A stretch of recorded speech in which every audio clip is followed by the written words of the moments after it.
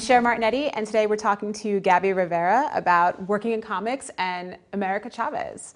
So tell us what it was like to get that phone call for America. Well, I wish there was a call, right? What it actually was an email. So I got this email from Marvel, and of course I thought it was spam.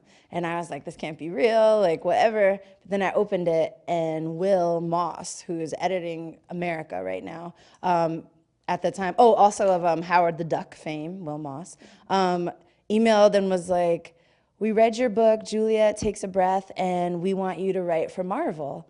And I was just like, what? Like, in what world does Marvel email me? Like, how does this happen? So, of course, I ran down the 30 flights of stairs, screaming and yelling and calling my mom and being like, Mom! Mama! Marvel wants me to write for them. So that's kind of how it went. So tell us a little bit about that as a Latina woman. Yep. And you are also gay. Yeah. The significance of writing this character.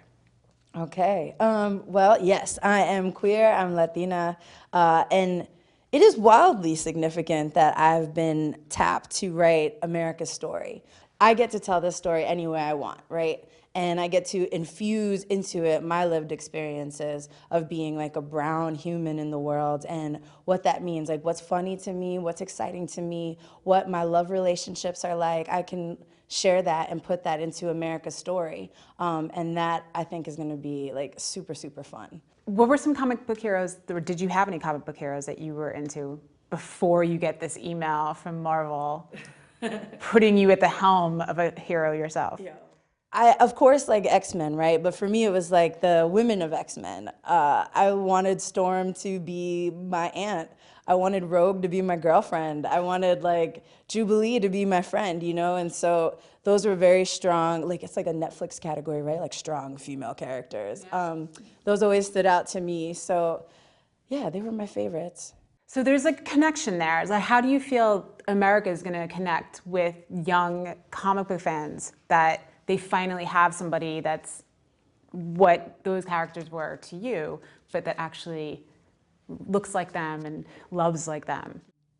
I just think it's gonna be fun. And also, like, we get caught up a lot on the identity part. That's the buzzy part, right? Like, oh, queer. Oh my God, she's a dyke. She's punching into other dimensions. You know, and it's like, okay, right, here we go. I'm so glad to be here, right? I'm like, I think one of Marvel's first queer Latina writers too, so that's exciting. But also, like, our stories are universal too. In America Chavez, there is like that, like American dream idea where you get to make your own way in this life and you get to discover who you are and go to college if you want to, or like, you know, explore other dimensions because you have superpowers, like whatever it is, but it's not disconnected from all the other stories that we've been told. There's still that fight for truth and justice and honor and family. And so, you know, even if you're not a little gay Latina, like there are so many elements of America Chavez's story that are speaking to everybody. So speaking of her being a powerhouse, she can definitely hang with some heavy hitters. What are some of the adventures we're gonna see from her? Sneak peek? Yeah, like a hint. Don't spoil anything. Well, I mean, we've talked about X-Men. There are gonna be some X-Men in America's story. And let me tell you, just even putting like my fingers to the keyboard and typing certain X names, I was like, I can't, is this allowed? Does Marvel know that I'm about to write X-Men people? Like, so do you have any limitations? Are they like, no, you can't put this person in that book? Or are you just like, I'm gonna do everything until they tell me to stop? It has to make sense. So they're really big on like So Howard the Duck is not showing up? No, Howard the Duck is not showing up. But also one thing that's pretty cool is that I want to bring in some of the women of Marvel into America's world, right? I think we don't get to see women learn a lot from each other. We could like fight. I mean, if this was a reality show, we'd be breaking down these chairs and calling each other all sorts of names, you know, and it would be great television. I'm here for that television, but there's also room for like women to appreciate each other and share knowledge with each other and teach each other how to fight and kick ass in the sky and like, you know, do all the things.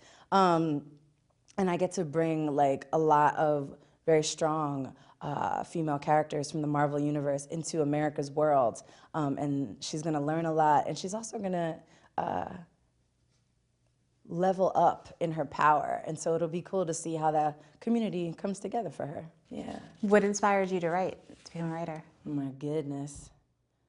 Man, I was a chunky little nerdy kid, if you couldn't tell. And so a lot of times other kids didn't want to play with me. So I would just sit in my room and be like, I hate you. I'm going to write you in my story and you fell off a bridge. You know, like. And also my parents were super strict. So we were allowed to read the Bible, read books, and like write in the house where my parents could see us. So if I was writing or reading, I wasn't out in the street, I wasn't getting into trouble, like, and I could build worlds where I wasn't getting picked on, where I wasn't like considered ugly or like too white because I was smart or, you know, not this or not that, or worlds where I had a right to exist, you know? So my mom's been a huge inspiration in that. She was a kindergarten teacher for like 30-something years.